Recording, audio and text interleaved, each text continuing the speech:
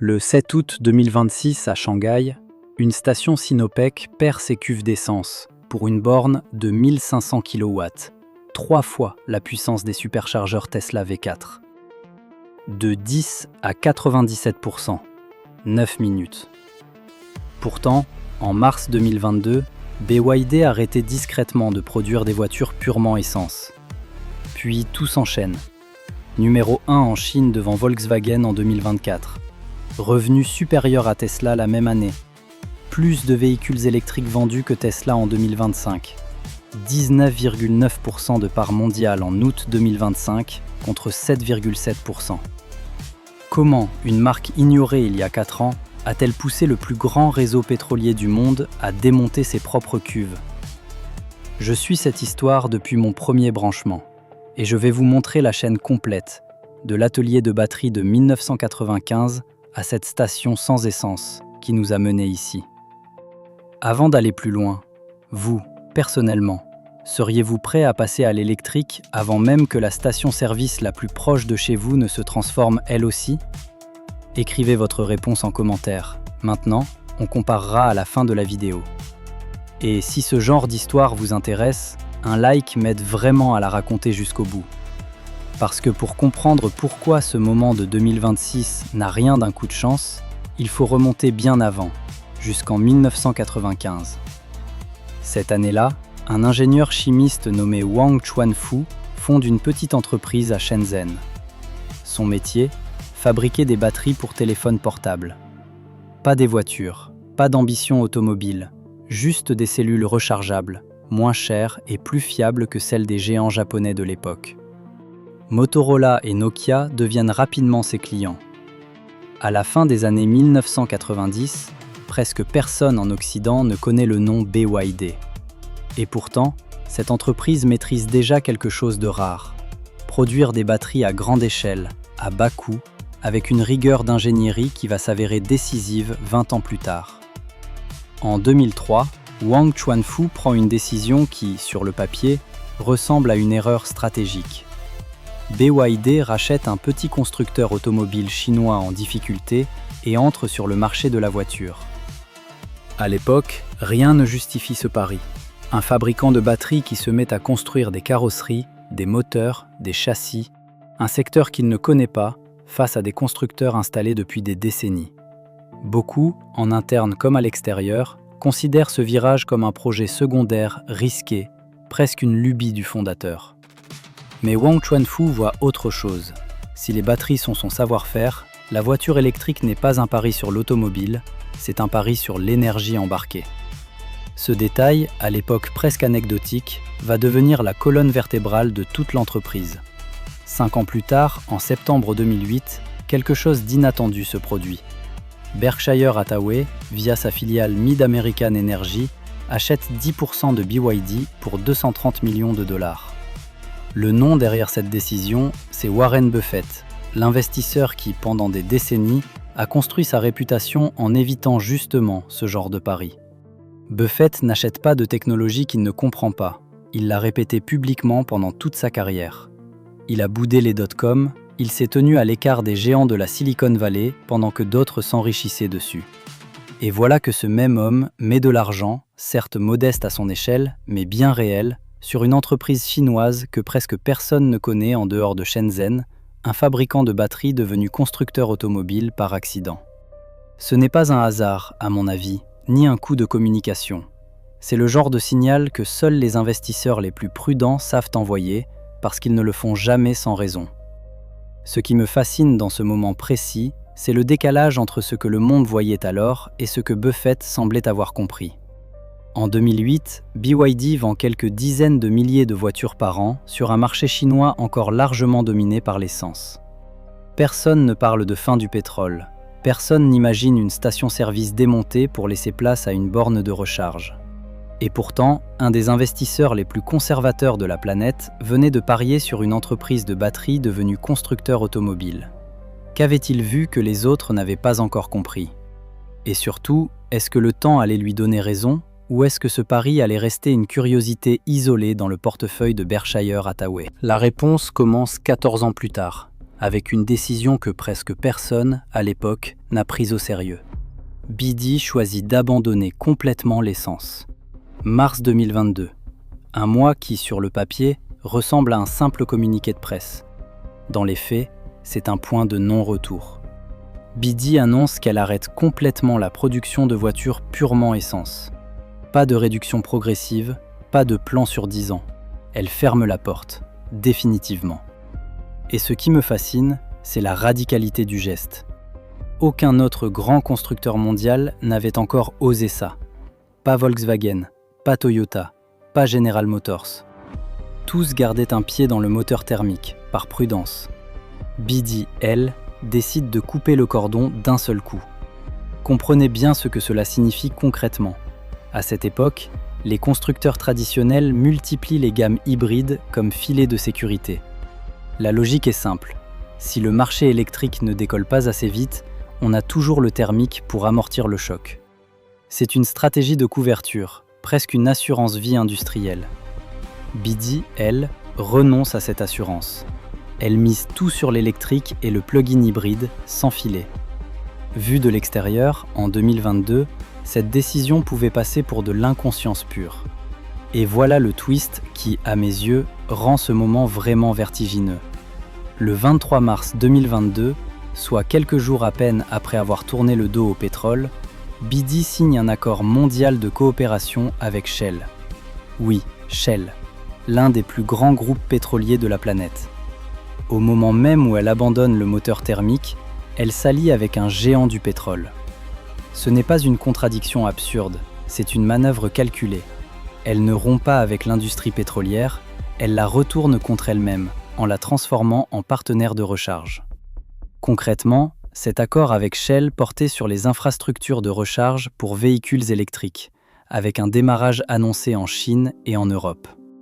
Autrement dit, BD ne se contente pas de vendre des voitures sans essence. Elle cherche immédiatement un allié capable de résoudre le problème le plus critique de toute transition électrique, celui qui fait peur à n'importe quel acheteur potentiel. Où est-ce que je vais recharger cette voiture, concrètement, demain matin? Parce que soyons honnêtes sur le contexte de l'époque. En 2022, l'infrastructure de recharge de masse n'existait quasiment pas. Pas à l'échelle nécessaire pour remplacer un réseau de stations-service construit sur des décennies.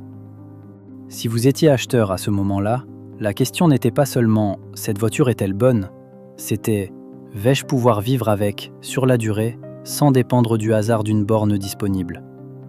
C'est exactement le doute qui retenait des millions de conducteurs partout dans le monde et qui pousse encore aujourd'hui certains d'entre vous à hésiter avant de franchir le pas.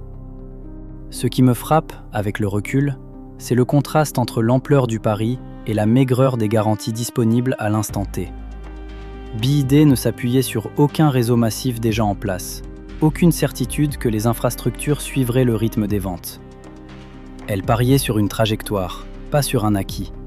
Et pendant ce temps, les concurrents, eux, avançaient à petits pas, protégés par leurs lignes hybrides, attendant de voir si le marché suivrait vraiment avant de tout engager. Alors la question que je me pose, et que je vous pose à mon tour, c'est celle-ci. Abandonner sa roue de secours au moment précis où la route n'est même pas encore goudronnée, est-ce du courage ou de la précipitation?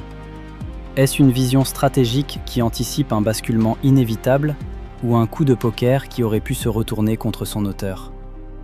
En 2022, personne, absolument personne, ne pouvait répondre avec certitude. Ce que je peux vous dire, c'est que les chiffres qui allaient suivre n'ont laissé aucune place au doute. Janvier 2024. À Pékin, dans les bureaux feutrés de Volkswagen China, quelqu'un a dû relire ce chiffre 3 fois. BYD devient la marque numéro 1 en Chine, mettant fin à 15 ans de règne ininterrompu de Volkswagen. Sur l'année, BYD engrange 420,7 milliards de yuan de chiffre d'affaires pour 3,49 millions de véhicules vendus, contre 303,2 milliards et 2,1 millions pour Volkswagen. Mercedes-Benz se glisse en deuxième position. Un géant allemand centenaire, dépassé par une entreprise qui fabriquait des batteries de téléphone 29 ans plus tôt. Moi, ça me donne des frissons rien que d'y penser. Mais ce n'était que la Chine. Sur l'ensemble de l'année 2024, BYD vend 4,27 millions de véhicules dans le monde, pour un chiffre d'affaires d'environ 107 milliards de dollars, en hausse de 29%. Tesla, elle, plafonne à 97,7 milliards, avec une croissance quasi nulle d'à peine 1%. Pour la première fois de l'histoire, un constructeur chinois d'électrique dépasse Tesla en chiffre d'affaires. Ce n'est plus un phénomène local, c'est un basculement mondial qui commence à s'écrire noir sur blanc dans les bilans comptables. Et puis il y a ce fait, celui qui, selon moi, change tout le reste de contexte.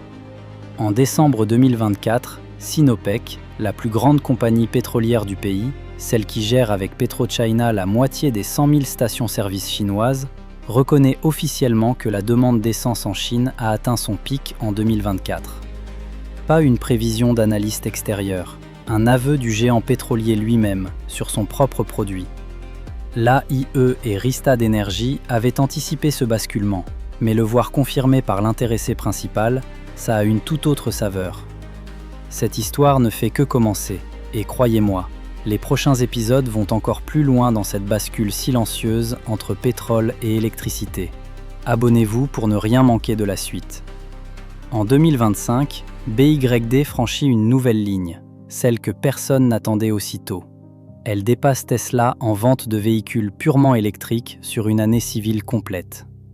Environ 2,26 millions de BEV vendus par BYD contre 1,64 million pour Tesla, dont les livraisons reculent. Pendant des années, Tesla incarnait à elle seule la voiture électrique dans l'imaginaire mondial. Là, sur son propre terrain, sans hybride rechargeable pour gonfler les chiffres, elle se fait doubler par une entreprise que la presse occidentale connaissait à peine 5 ans plus tôt. En août 2025, l'écart devient presque brutal à lire. BYD détient 19,9% du marché mondial de l'électrique, avec 2,6 millions de véhicules livrés, contre 7,7% et 985 000 unités pour Tesla. Ce n'est plus une avance, c'est un rapport de force de plus de 2 contre 1. Si vous cherchez encore votre prochaine voiture, ce chiffre devrait vous faire réfléchir. Le marché ne parie plus sur l'outsider, il parie sur le leader, et ce leader n'est plus américain. Mais soyons honnêtes une seconde. Vendre plus de voitures que Tesla et Volkswagen réunis, c'est une chose. C'est une bataille commerciale, aussi spectaculaire soit-elle. Reconstruire physiquement le réseau de ravitaillement d'un pays entier, ses cuves, son bitume, ses pompes vieilles de 40 ans, c'est un tout autre niveau de jeu. Comment un fabricant de voitures s'approche-t-il seulement des stations-service d'un autre? Et pourquoi celui qui les possède le laisserait-il faire? La réponse tient en une technologie dévoilée 1 an plus tôt. Celle qui a rendu l'idée même de faire le plein en rechargeant physiquement réaliste pour la première fois. Et c'est exactement ce qu'on va voir maintenant. Le 17 mars 2025, BYD monte sur scène à Shenzhen et présente quelque chose que je n'attendais pas si tôt, la plateforme Super e-Platform et sa technologie Flash Charging. Sur le papier, ce sont des chiffres bruts. Dans la réalité, c'est le moment où la recharge cesse d'être une contrainte et devient presque une formalité. Puissance de pointe, 1000 kW. Tension, 1000 volts. Courant, 1000 ampères. 3 fois le chiffre 1000, comme un symbole assumé, BYD ne cherche pas la discrétion, elle veut marquer les esprits. Ce que ces chiffres produisent concrètement, c'est une vitesse de charge de 2 km d'autonomie par seconde. Essayez de visualiser ça. Le temps de lire cette phrase, votre batterie vient de gagner de quoi rouler jusqu'au prochain village. Sur les modèles Han L et Tang L, les premiers équipés, cela se traduit par un chiffre qui, selon moi, mérite d'être répété lentement. Passer de 10% de batterie à 400 km d'autonomie prend 5 minutes. 5 minutes. Le temps de payer un café et de vérifier ses messages. Pour comparer, une recharge rapide classique sur le marché aujourd'hui prend entre 30 et 40 minutes. Largement de quoi s'ennuyer sur une aire d'autoroute. Largement de quoi hésiter avant un long trajet. Là, pour la première fois, la vitesse de recharge électrique s'approche de la vitesse d'un plein d'essence.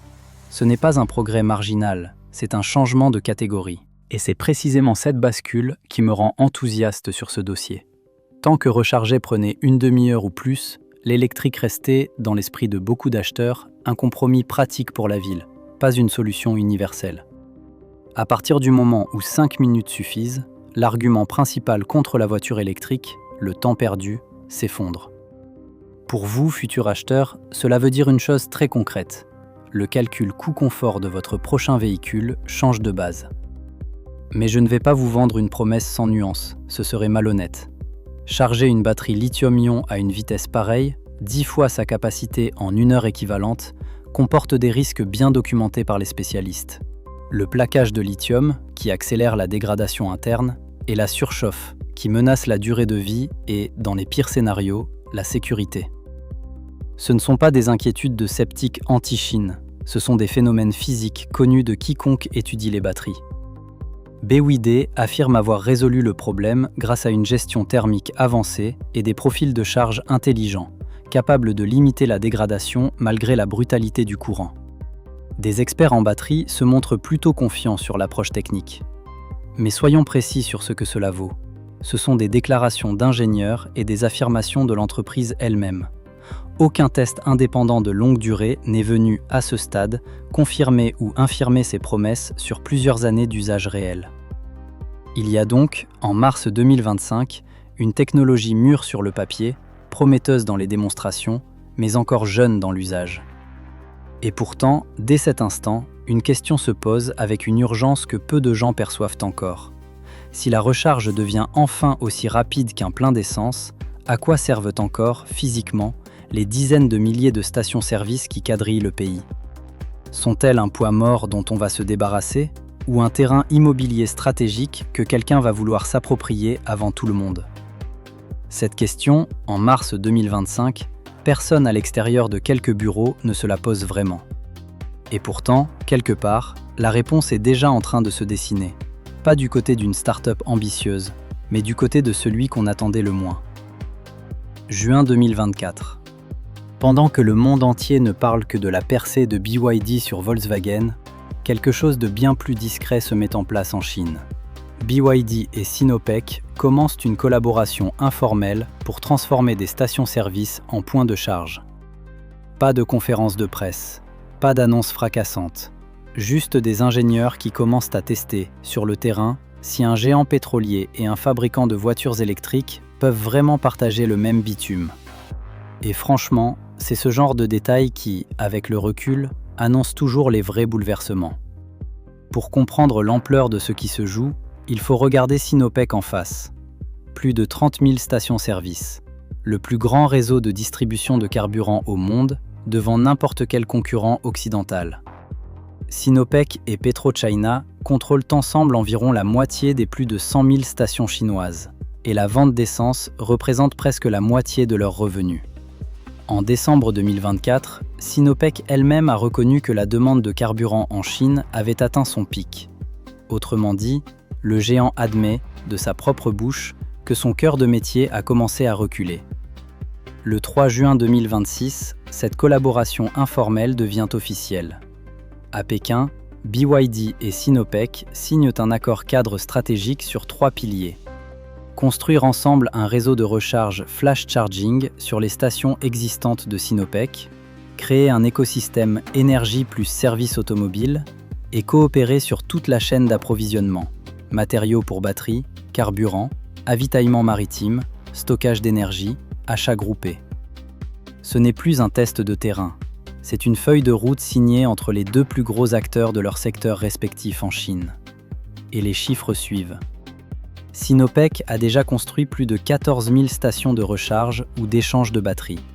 De son côté, BYD affiche, à la mi-2026, plus de 6100 stations flash charging sur tout le territoire chinois, avec un objectif affiché de 20 000 d'ici la fin de l'année.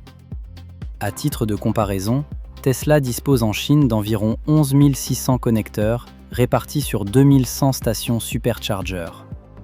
Vous voyez la trajectoire. Ce n'est plus une course, c'est un dépassement en cours d'exécution. Ce qui rend tout ça crédible, ce n'est pas seulement le volume, c'est la technologie derrière. La plateforme Super e-Platform, présentée en mars 2025, délivre une puissance de charge maximale de 1000 kW. Les stations flash charging installées sur ces anciennes pompes à essence montent, elles, jusqu'à 1500 kW, environ 3 fois la puissance des superchargers V4 de Tesla actuellement en service. On parle ici d'une différence de génération technologique, pas d'un simple ajustement marketing. Et c'est justement là, sur une ancienne station Sinopec de Shanghai, avenue Hu Jinping, tout près du hub de transport de Hongqiao, que tout ça prend forme physiquement. Les 7 et 8 août 2026, le premier hub vitrine B8D Sinopec ouvre ses portes. Les cuves à carburant ont été démontées. À leur place, 12 postes de charge répartis sur 6 bornes en T équipées chacune de 2 câbles. L'endroit où l'on remplissait des réservoirs d'essence est devenu littéralement un lieu où l'on recharge des batteries. Le détail qui me fascine le plus, c'est le système de batterie tampon installé à côté des bornes. 4 blocs de batterie Blade LFP par chargeur pour une capacité cumulée de 169 à 185 kWh. Selon B8D, ce système permet à chaque borne de ne tirer en réalité que 100 kW nominaux sur le réseau électrique, même en pleine charge à 1500 kW, en se rechargeant elle-même pendant les temps morts. C'est une affirmation de l'entreprise, non vérifiée de manière indépendante dans les sources disponibles. Alors je vous pose la question directement, est-ce que vous faites confiance à ce genre de chiffres tant qu'il n'a pas été testé par un tiers indépendant? Dites-moi en commentaire ce que vous en pensez. Sur place, à côté des bornes, un magasin ouvert 24 heures sur 24 sans vendeur, sous l'enseigne EasyJoy de Sinopec, et une zone de repos avec un poste de contrôle de la tension artérielle et du rythme cardiaque. Le temps annoncé pour recharger de 10% à 70%, 5 minutes. De 10% à 97%, 9 minutes. Même à moins 30 degrés, le retard n'est que de 3 minutes par rapport à la normale.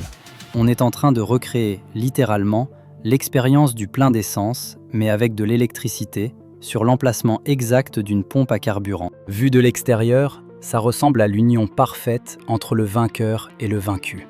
Le géant pétrolier qui tend la main au constructeur qui menace son propre modèle économique. Mais une question me trotte dans la tête, et je pense qu'elle devrait aussi vous trotter dans la tête.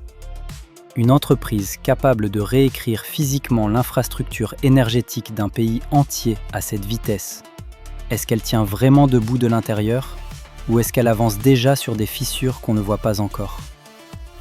Il y a un revers à cette histoire, et je préfère vous le montrer maintenant plutôt que de vous laisser croire à un conte de fées industriel.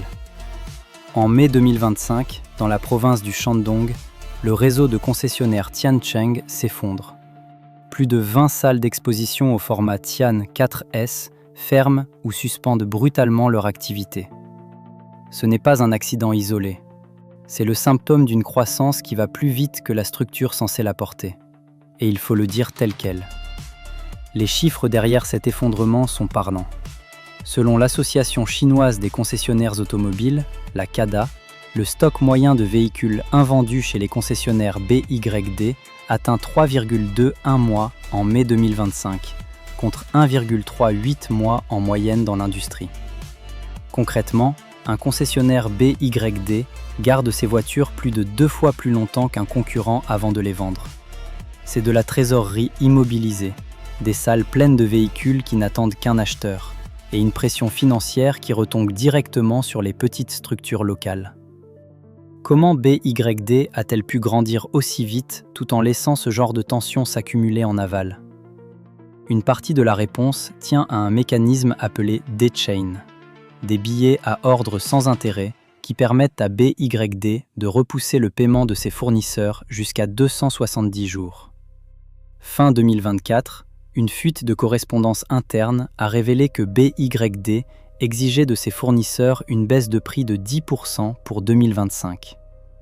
Les fournisseurs ont protesté ouvertement, et depuis le 1 juin, une nouvelle réglementation impose désormais aux grandes entreprises de régler leurs fournisseurs sous 60 jours. Puis vient la guerre des prix elle-même. Le 23 mai 2025, BYD baisse le prix de l'un de ses modèles de plus de 30%, déclenchant une nouvelle escalade sur tout le marché chinois. La réaction ne tarde pas. Le régulateur du marché appelle les constructeurs à corriger la concurrence involutive, pour reprendre le terme employé par le Premier ministre Li Qiang lui-même. Autrement dit, même à Pékin, on commence à s'inquiéter qu'une entreprise gagne trop vite, trop fort, au prix d'un écosystème entier sous tension. Et pendant que tout cela se joue en interne, à l'autre bout du monde, une autre affaire éclate qui touche directement la réputation de la marque. En décembre 2024, les autorités brésiliennes suspendent le chantier de l'usine BYD à Camaçari, dans l'état de Bahia. 471 travailleurs chinois avaient été introduits illégalement dans le pays, et 163 d'entre eux sont reconnus comme ayant été secourus de conditions assimilables à de l'esclavage. Jusqu'à 60% de leur salaire était confisqué, leur passeport retenu, et on comptait un seul toilette pour 31 personnes. Je veux être précis ici, parce que c'est important. L'employeur direct était le sous-traitant Xinjiang Open Engineering, pas BYD elle-même. BYD a immédiatement résilié son contrat avec Xinjiang, et en janvier 2025, elle a signé avec le parquet du travail brésilien un accord de conduite ajusté à hauteur de 40 millions de reais. Ce n'est pas une preuve que BYD organise ce genre de pratique en interne. C'est en revanche la preuve qu'une expansion mondiale aussi rapide expose l'entreprise à des sous-traitants qu'elle ne contrôle pas toujours. Et ça, à mon avis, mérite d'être surveillé de près, pas balayé sous le tapis. Il faut aussi être honnête sur les limites du virage électrique en général, au-delà de BYD. Le prix d'entrée reste un frein réel pour beaucoup d'acheteurs. En dehors de la Chine, l'infrastructure de recharge, même ultra rapide, est encore loin d'être aussi dense que ce qu'on voit à Shanghai. Et sur la sécurité de la recharge à très haute puissance, la prudence reste de mise. La charge ultra rapide des batteries lithium-ion comporte un risque réel de plaquage de lithium et de surchauffe. Et si des experts en batterie estiment que la gestion thermique avancée de BYD limite la dégradation, cette affirmation n'a pas encore été vérifiée par des tests indépendants sur le long terme. Alors, avec toutes ces fissures, pourquoi est-ce que je reste convaincu que ce virage est réel et pas un simple effet de mode ? Parce qu'il y a un juge qui ne s'est jamais trompé sur ce genre de pari, Warren Buffett. En septembre 2008, Berkshire Hathaway achète 10% de BYD pour 230 millions de dollars. Berkshire commence à réduire sa position dès août 2022 et sort complètement du capital début 2025, avec un rendement supérieur à 20 fois la mise, soit environ 4 milliards de dollars de profit. Un investisseur connu pour fuir la tech pendant des décennies a vu ce virage 15 ans avant tout le monde, et il en est sorti avec la preuve chiffrée qu'il avait raison. Voilà où j'en suis, personnellement, après tout ce que je viens de vous raconter. Oui, BYD grandit plus vite qu'elle ne peut se contrôler. Des concessionnaires qui craquent, des fournisseurs sous pression, un sous-traitant qui a franchi une ligne rouge à l'autre bout du monde. Et pourtant, c'est la même entreprise qui, en ce moment même, redessine physiquement la carte des stations-service d'un pays.